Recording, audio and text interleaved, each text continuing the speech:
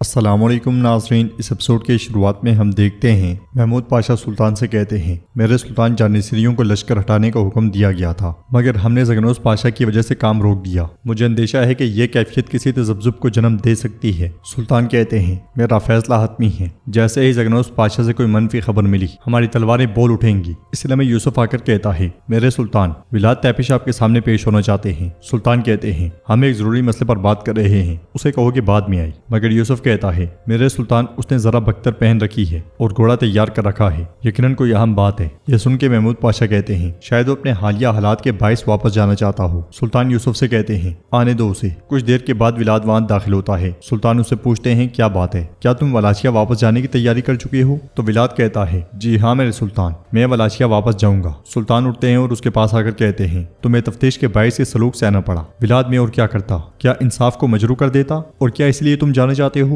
ولاد کہتا ہے میں تو محض آپ کی سلطنت کا ایک ولاد ہوں، بس اتنا ہی۔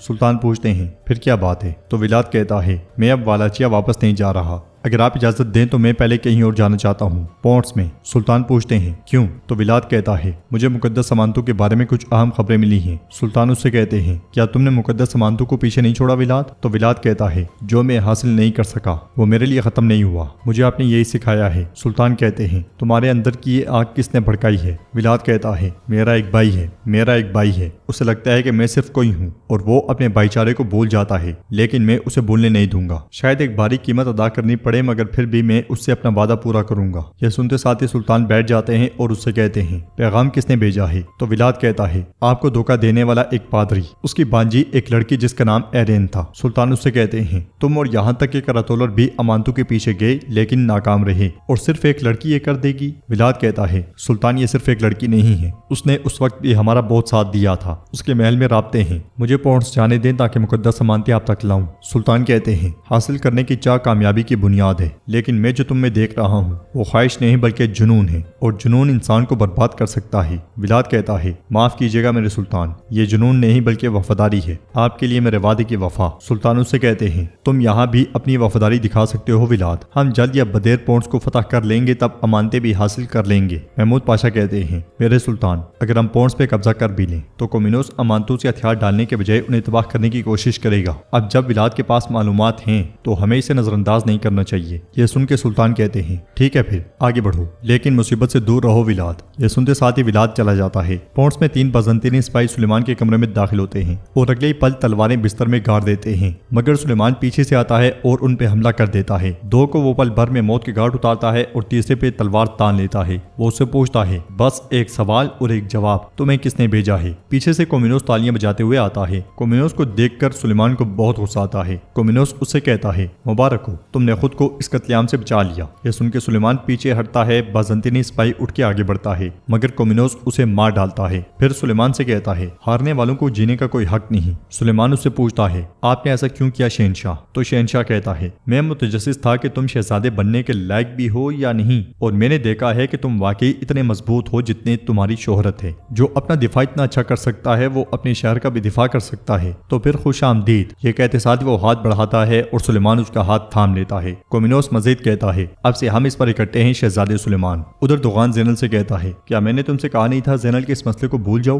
میں نے تم سے ایک آدمی کی طرح بات کی، میں نے کہا کہ اپنے آقا کی بات مانو۔ زینل کہتا ہے میرے آقا میری بات تو سنیں، مگر دوغان کہتا ہے میں نہیں سنوں گا زینل، یہ ہمارے سلطان کا حکم ہے، اگر انہوں نے اس کے بارے میں سنا تو وہ ہمیں اپنے غضب سے جلا دیں گے، مجھے تمہاری زندگی کی فکر ہے۔ زینل کہتا ہے آقا ذرا دیکھیں، ولاد تیپش اس معاملے میں ملوث تھا۔ دوغان حیرانگی سے کہتا ہے ولاد تیپش؟ ہمارے سلطانوں سے بھائی کہتے ہیں، تم کیا کہہ رہے ہو زینل؟ تو زینل کہتا ہے اس رات اسے صدر اعظم کے خیمے کے قریب دیکھا گیا تھا، پھر وہ غائب ہو گیا۔ دوغان کہتا ہے تو کیا ہوا؟ شاید ہمارے سلطان نے اسے فریضہ دیا ہو۔ زینل کہتا ہے میرے آقا سوچیں، اگر ہمارے سلطان نے اسے فریضہ دیا ہوتا تو وہ اس بارے میں کیوں پوچھ گچھ کرتے جب محمود پاشا اور ملا لطفی سلطان کے حضور تھے؟ ولاد تیپش کو بھی وہاں بلایا گیا تھا، محافظ اسے خیمے کے اندر لے گئے، ہمارے سلطان نے اسے اس معاملے میں پوچھ گچھ کی ہوگی۔ دوغان کہتا ہے ولاد کا اس میں کیا مفاد ہوگا؟ وہ اپنی فوج کے ساتھ فلاچیا سے روانہ ہوا اور ہمارے سلطان سلطان کے حضور حاضر ہوا۔ مہم کے سفر سے کوئی فرق نہیں پڑے گا۔ تمہیں لگتا ہے کہ ہمارے سلطان نے یہ نہیں دیکھا؟ زینل کہتا ہے میرے آغا، ہمارے سلطان کے ساتھ ان کا بھائی چارہ مشہور ہے،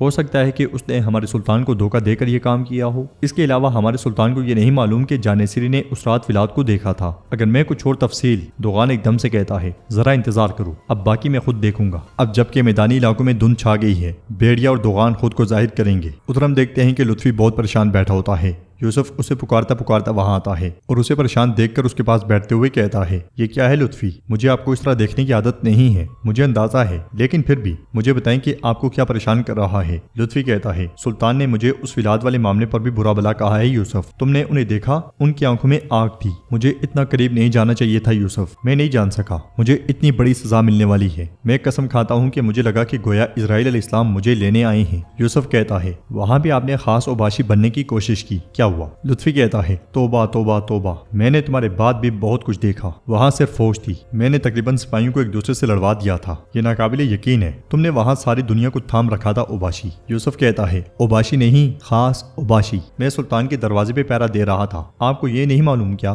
برسوں سے میں یہ کر رہا ہوں۔ لطفی پوچھتا ہے کتنے سال؟ تو یوسف کہتا ہے لگ بھگ 10 سال۔ لطفی کہتا ہے 10 سال کہنا آسان ہے یوسف، تمہیں یہ سب سے بہتر معلوم ہوگا، میں سلطان کی نظروں میں اچھا کیسے بنوں بتاؤ مجھے؟ انہوں نے مجھ سے کہا کہ دفع ہو جاؤ، انہوں نے مجھے کچل دیا، میں تمہیں بتا رہا ہوں یوسف۔ یوسف اس سے کہتا ہے آپ نے جو کچھ بھی کیا اس کی تلافی کریں، یہی واحد راستہ ہے۔ لطفی کہتا ہے وہ اس معاملے پر میری بات کبھی نہیں سنیں گے۔ یوسف کہتا ہے ثابت قدم رہیں، اگر دلیل اور عقل ہے تو ہمارے سلطان سن لیں گے، جب تک آپ حقیقت واضح نہیں کرتے ہار نہ مانیں۔ لطفی کہتا ہے ہاں تم سچ کہہ رہی ہو ولاد، میں تمہارے سارے راز کھول دوں گا، میں تمہیں بے نقاب کروں گا جب تک کہ میں توقات کا لطفی ہوں۔ یوسف کہتا ہے یہ ہوئی نا بات۔ ادھر ہم دیکھتے ہیں کہ خیمے میں محمود پاشا مصطفیٰ کو سیاست سکھا رہے ہوتے ہیں، اس لیے سلطان وہاں پہ آتے ہیں اور مصطفیٰ سے پوچھتے ہیں تم یہاں کیا کر رہے ہو؟ لالا محمود پاشا بھی ٹھیک نہیں ہے، تھوڑی دیر کے لیے سبق سے وقفہ لو۔ تو محمود پاشا کہتے ہیں مجھے معاف کر دیں میرے سلطان، میں نے اصرار کیا، ہمارے شہزادے کے ہنر کو دیکھ کر میرے زخم تیزی سے بڑھ رہے ہیں، جب وقت آئے گا یہ اپنی طاقتور سان سے ہمارے پرچم کی ہواؤں کو دوڑائے گا انشاءاللہ۔ سلطان مصطفیٰ کو دیکھتے ہوئے کہتے ہیں انشاءاللہ انشاءاللہ۔ ادھر ہم دیکھتے ہیں کہ درگاہ میں شیخ جمال درس دے رہے ہوتے ہیں، خضر چلیبی اور بیزید بھی وہاں موجود ہوتے ہیں۔ شیخ کہتے ہیں جس طرح سے اللہ تعالیٰ نے ہمارے نبی محمد صلی اللہ علیہ وسلم کی محبت میں دنیا کو تخلیق کیا، اس لیے ہمارا اصلی وظیفہ محبت ہے۔ ہمارا فریضہ یہ ہے کہ ہم دنیا کے فریبوں میں آئے بغیر اور اپنے لباس کو مٹی سے آلودہ کیے بغیر اللہ کی محبت کو حاصل کرنے کی کوشش کریں۔ طالب ہونا عشق کی ابتدا ہے اور عاشق ہونا طلب کی انتہا۔ میں حقیقی عشق الہی عشق کی بات کر رہا ہوں۔ حقیقی عشق بشر کو انسان بناتا ہے اور پھر انسان کو کامل کرتا ہے۔ ایک انسان جتنا اپنے آپ کو اپنے بوجھ سے آزاد کرتا ہے اتنا ہی وہ خود کو پا لیتا ہے۔ پھر اسے اپنے آپ سے سوال کرنا چاہیے کیا وہ کفر کا ڈاکو ہے